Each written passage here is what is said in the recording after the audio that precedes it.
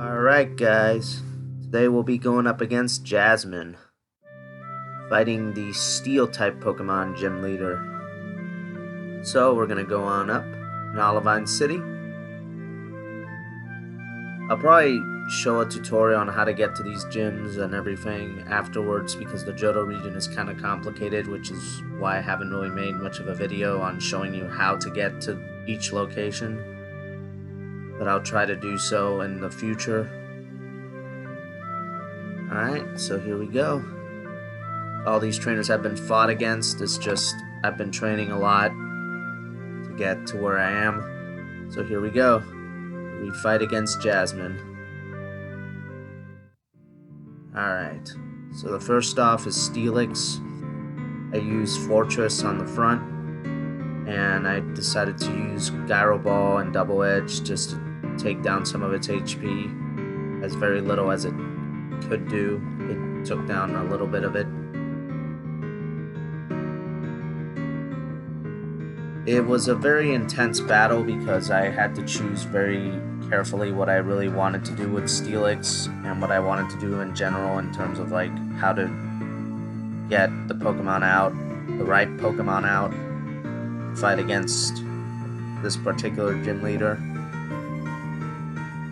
Because Steel type Pokemon are kind of tough.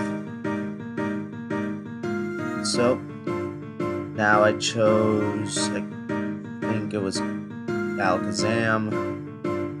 Of course, I get Psychic out, but it wasn't enough. I kept on using Psychic just to take down most of his HP, but he still got me. Next up, I'm gonna use Gyarados. Why Gyarados, you ask? Because he has Moxie ability and he can get special attack strength from defeating enemies, which is why I chose Gyarados. I probably should have used Dragon Dance in this battle, but I didn't choose to use Dragon Dance for some reason. But in the near future, I would definitely recommend using Dragon Dance to boost up its attack power and defense. Well, its speed and attack, I'm sorry. Not defense, it doesn't equip defense. But because I have Moxie on, it increases the attack strength with Gyarados. However, this Skarmory was using Sand Attack, which is lowering my accuracy, making it difficult to launch an attack against it, as you can tell. -1 accuracy on the Gyarados right there. So, meanwhile, I'm boosting up my attack, which makes it even easier to play against these particular Pokemon. We're moving on through.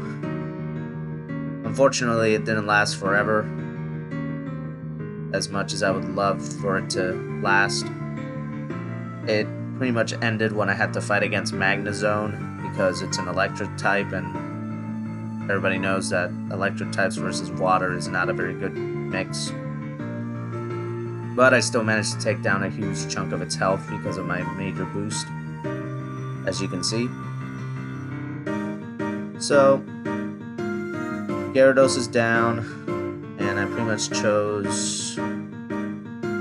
Well, I wanted to use Magnezone against Magnezone because by that point, I mean, it didn't really matter, but even then it was still tough to take down. Because mine is level 58, hers is level 64, I believe. So, Magnezone is down.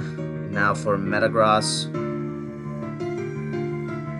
And Metagross just took me down with one hit. But at least I clobbered some of its HP.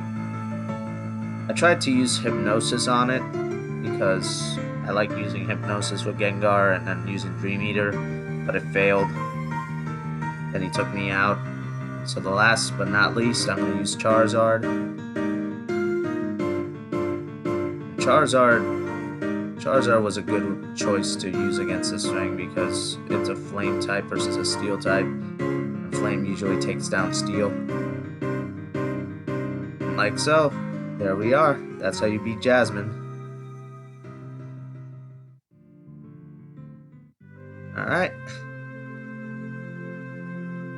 And I finally got the 7 badges in order, not not in complete. I'm not skipping badges because that would just be extremely difficult to play in general. Like just me beating Price, that took a lot of work. I would recommend going through the badges in order.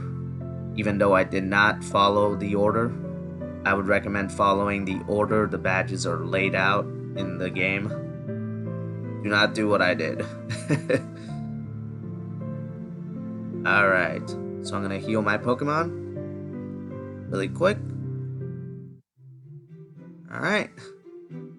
Well, guys, until next time,